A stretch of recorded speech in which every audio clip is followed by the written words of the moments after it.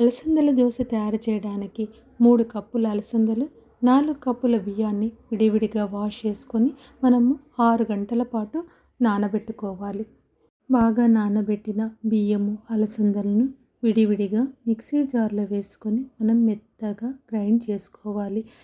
ఈ అలసందలను బియ్యాన్ని గ్రైండ్ చేసుకున్న తర్వాత ఈ పిండిని బాగా కలిపి మనము ఉంచుకోవాలి.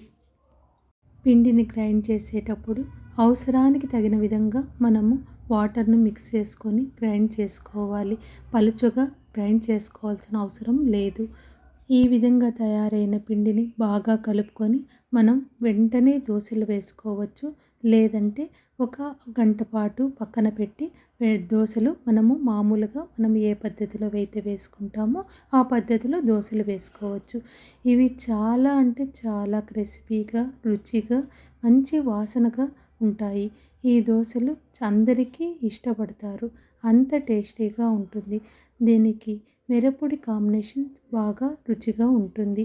అలసందలు బాడీలో కొలెస్ట్రాల్ను, ఫ్యాట్ను ఎక్కువ అవ్వకుండా ఉండటానికి బాగా ఉపయోగపడుతుంది.